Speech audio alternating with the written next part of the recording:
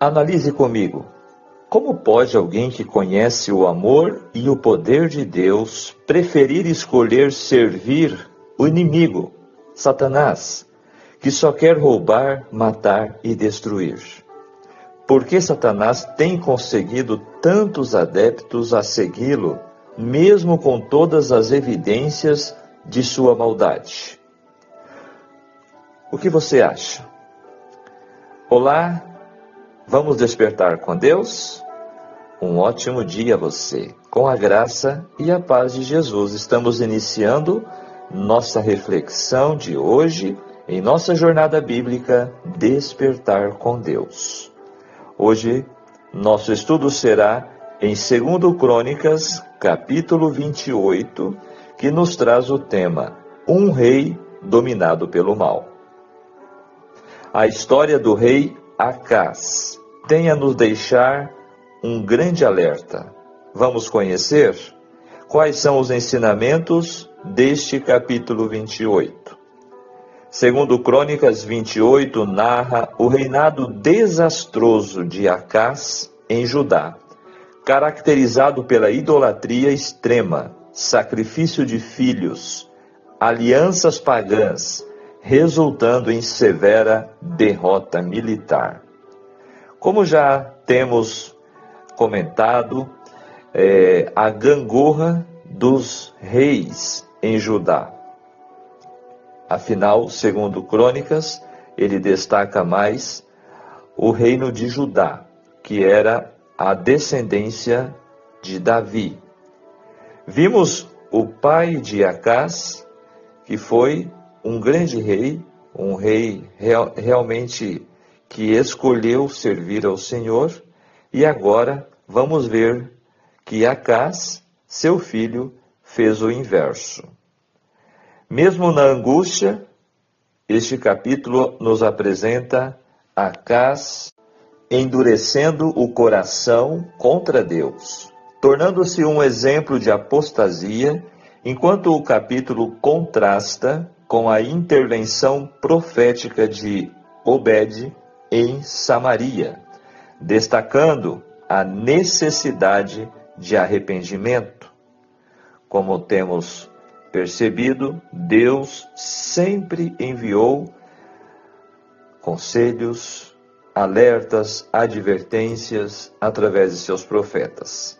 As consequências da desobediência de Acaz são severas e refletem a gravidade de se afastar dos caminhos de Deus, ao adotar práticas idólatras e ignorar as instruções divinas.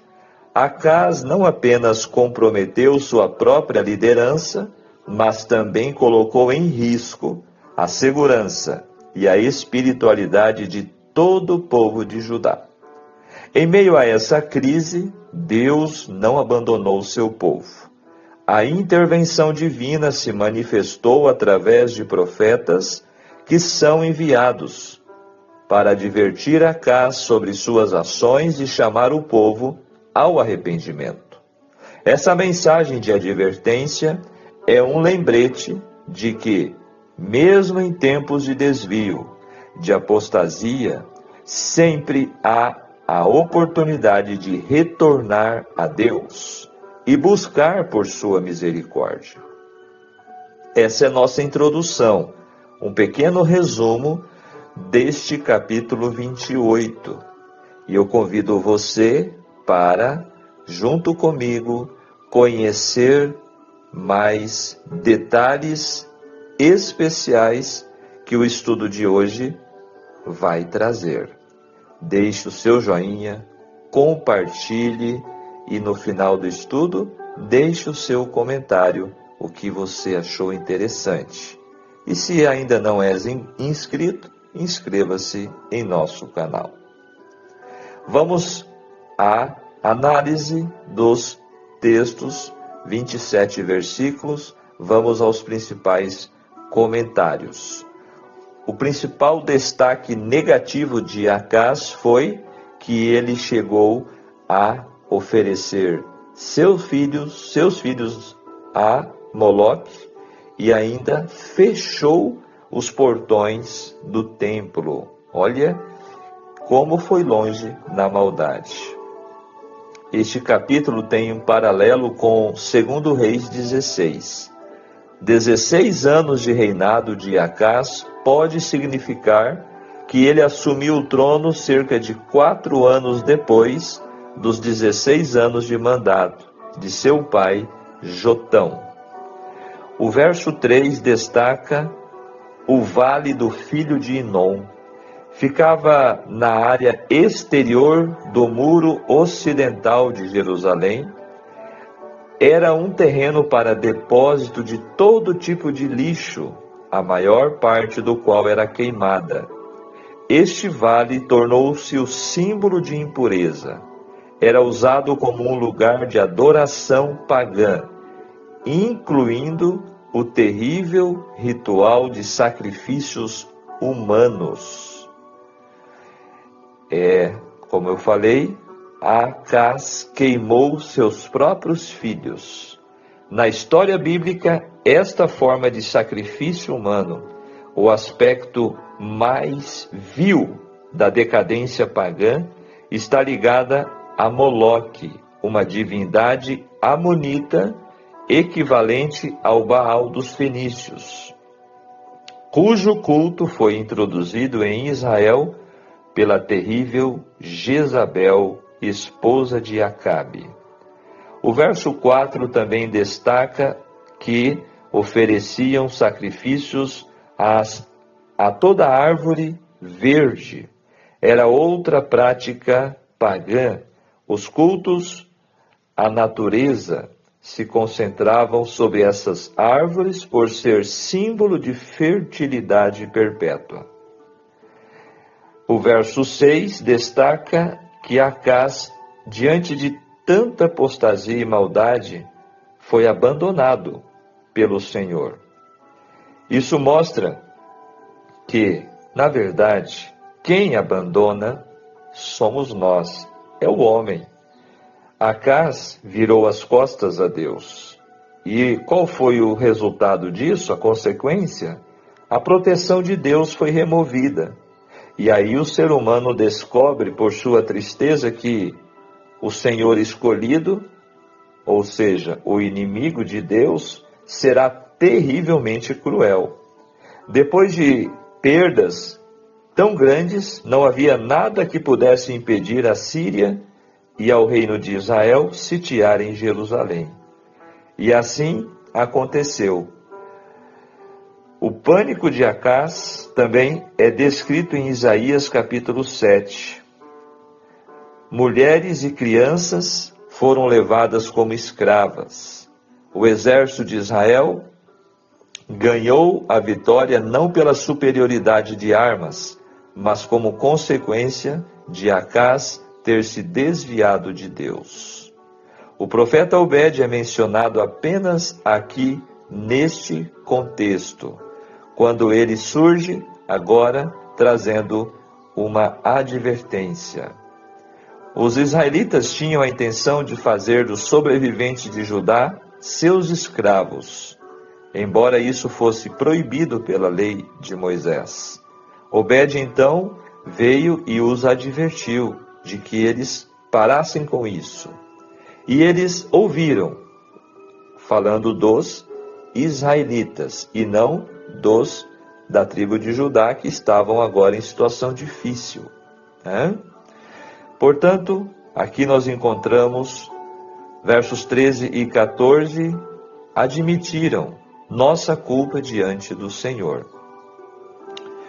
E encontramos aqui no verso 17 o relacionamento entre Judá e os edomitas mudavam com frequência. Às vezes Judá dominava Edom e nunca esteve sob seu controle. Mas agora Edom se tornou independente e poderoso o suficiente para invadir Judá e levar prisioneiros.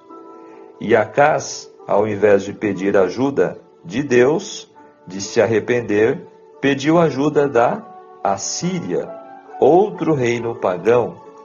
E assim, Tiglat-Pileser, no versos 20 a 22, rei da Síria, introduziu a influência mesopotâmia no Mediterrâneo, ali junto a Judá.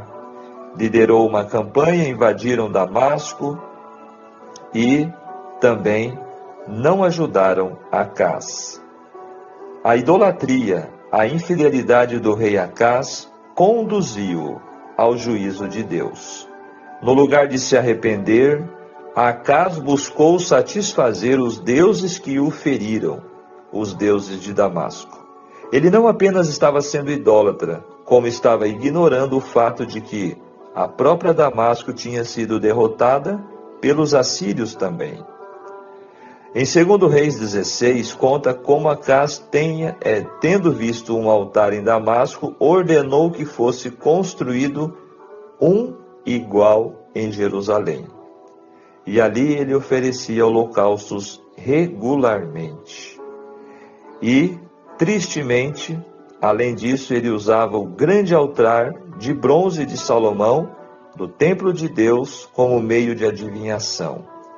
A expressão fechou as portas significa absoluto repúdio à adoração de Jeová e à adoção total da religião dos pagãos, dos gentios. Acaz, portanto, ele foi fundo em sua apostasia, em sua desobediência e rebelião. E fechando este tópico, verso 25, 26 e 27, se destruir altos é sinal de um reino devoto, construí-los é um sinal claro do oposto. Foi isso que Acaz fez, o oposto de seus antepassados. Ao invés de destruir os templos, os altares, melhor dizendo, pagãos, ele construiu altares pagãos e ainda fechou o templo de Deus. O termo reis de Israel se refere não apenas ao reino do norte, mas à inteira nação debaixo de Deus. Agora o livro Profetas e Reis, destacando sobre este período da história de Judá. A ascensão de Acaz ao trono pôs Isaías e seus associados face a face, com condições mais aterradoras do que as que até então tivera lugar no reino de Judá. Muitos que anteriormente haviam resistido às influências sedutoras e práticas idólatras, estavam agora sendo persuadidos a tomar parte na adoração de divindades pagãs. Príncipes em Israel estavam se mostrando infiéis ao seu mistério. Falsos profetas se levantavam com mensagens que levavam ao extravio. E até alguns dos sacerdotes estavam ensinando por interesse. Não obstante, os líderes em apostasia ainda conservavam as formas do culto divino e presumiam ser contados entre o povo de Deus.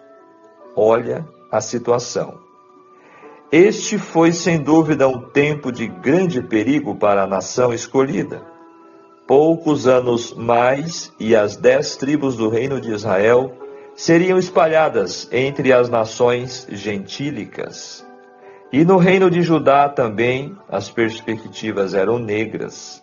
As forças do bem estavam diminuindo rapidamente e as do mal aumentando. O profeta Miqueias, em vista da situação, foi constrangido a exclamar: pereceu o benigno da terra, e não há entre os homens um que seja reto. O melhor deles é como um espinho, o mais reto é pior do que um espinhal. Miqueias 7, versos 2 e 4. Isaías 1,9 destaca o seguinte: se o Senhor dos Exércitos não nos deixara algum remanescente, já como Sodoma seríamos e semelhantes a Gomorra. Esta era a triste condição nos dias de Acaz. A conduta idólatra de Acaz, em face dos ferventes apelos dos profetas, não podia ter senão um resultado, como destaca o verso 8 deste capítulo. Veio grande ira do Senhor sobre Judá e Jerusalém, e os entregou à turbação, à assolação e ao assobio. O reino sofreu rápido declínio e sua própria existência foi posta logo em perigo pelos exércitos invasores. Então subiu Rezim, rei da Síria, com Peca, filho de Remalias, rei de Israel, a Jerusalém, à peleja e cercaram Acás. Tivesse Acás e os principais homens de seu reino sido leais ao Altíssimo, e nenhum temor manifestariam a respeito de aliança tão antinatural como a que se tinha formado contra eles. Mas a repetida transgressão tinha-os despojado de força. Nesta crise, a palavra do Senhor veio a Isaías, ordenando-lhe que fosse ao encontro do rei amedrontado e dissesse: acautela-te e aquieta-te, não temas, nem se desanime o teu coração, porque a Síria teve contra ti maligno conselho, com Efraim e com o filho de Remalias, dizendo: vamos subir contra Judá e atormentemo-lo, repartamo-lo entre nós, e façamos reinar no meio dele o filho de Tabeal? Assim diz o Senhor Deus: isto não subsistirá, nem tampouco acontecerá. O profeta declarou que o reino de Israel, bem como o da Síria, chegaria logo ao fim. Se o não crerdes, concluiu, não ficareis firmes. Isto está no capítulo 7 de Isaías.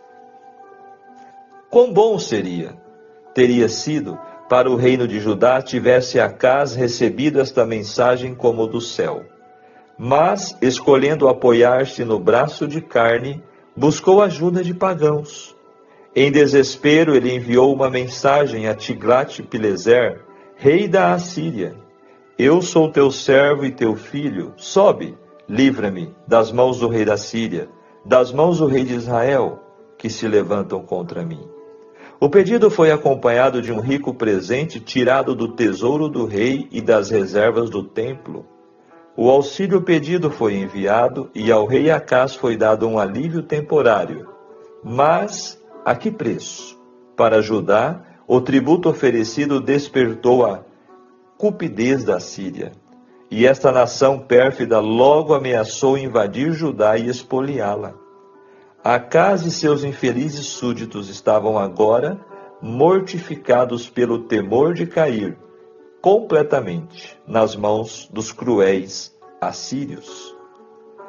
Ao aproximar-se o fim do reinado do apóstata Acás, fez ele que as portas do templo fossem fechadas.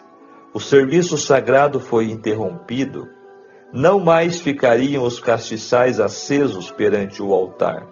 Não mais seriam oferecidas ofertas pelos pecados do povo. Não mais o suave incenso ascenderia ao alto na hora do sacrifício da manhã e da tarde, tornando deserto o pátio da casa de Deus e aferrolhando suas portas. Os habitantes da ímpia cidade ousadamente ergueram altares para adoração de divindades pagãs nas esquinas das ruas de Jerusalém. Aparentemente, o paganismo havia triunfado. Os poderes das trevas haviam quase prevalecido. Mas em Judá viviam alguns que mantiveram a sua obediência a Jeová, recusando com firmeza serem levados à idolatria. Era para estes que Isaías e Miqueias e seus associados olhavam com esperança ao verem a ruína operada durante os últimos anos de Acás. Seu santuário fora fechado, mas aqueles fiéis fora assegurado: Deus é conosco. Ao Senhor dos Exércitos, a Ele santificai, e seja Ele o vosso temor, e seja Ele o vosso assombro. Então Ele vos será santuário, escreveu o profeta Isaías no capítulo 8 de seu livro. E aqui Fecha esse texto na página 330 do livro Profetas e Reis. Amigo ouvinte da Palavra de Deus, o que esta história, este triste relato no reinado de Acás, em 2 Crônicas 28, deixa de lição para nós hoje? Vamos ver? A história de Acás ilustra que a desobediência pode levar a consequências devastadoras, mas também destaca a graça e a compaixão de Deus, você sabia? Quando o povo se volta para Ele em arrependimento, sempre há esperança de restauração e perdão. A narrativa nos ensina que a verdadeira adoração deve ser acompanhada de um compromisso com a obediência e que devemos sempre buscar a orientação divina em nossas decisões. As consequências da desobediência de Acás e a intervenção de Deus em 2 Crônicas 28 são um testemunho da importância de honrar a presença de Deus em nossas vidas.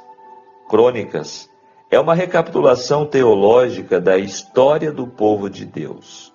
Um processo inverso de Deuteronômio, o qual refletia olhando para o futuro. Deuteronômio alerta o povo que iria entrar na terra prometida, a fim de que não a perdesse.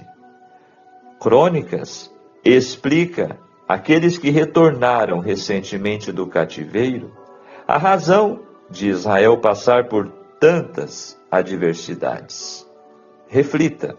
O que você acha que Deus diria se ele recapitulasse a tua história? A humilhação que Deus permitiu Judá passar foi para despertar a humildade em Acás. Contudo, não houve sucesso. Humildade é uma questão pessoal. Tudo que Deus faz ou permite visa nossa salvação. Porém, a decisão de aceitar ou não é nossa, é de cada indivíduo. E agora, fechando nossa reflexão. Existem dois tipos de obediência, você sabia? A cega e a voluntária. A obediência cega, ela é baseada apenas no medo. Eu obedeço para não sofrer as consequências da desobediência. Agora, a obediência voluntária é diferente, pois ela tem por fundamento a fé e o amor. Eu obedeço porque creio em Deus, porque o conheço e o amo. Percebe a diferença? Quando Obed falou ao exército de Israel, não houve uma comoção que remetesse ao arrependimento, mas foi o medo do que lhes sobreviria caso não atendessem à mensagem profética. Então voltaram para Samaria, destacou o verso 15. Amados, fazendo um paralelo, muitos estão assim com relação às profecias do tempo do fim. Assim, hoje, por conta do medo dos juízos, realizam obras a fim de que estas possam redimi-los de sofrê-lo.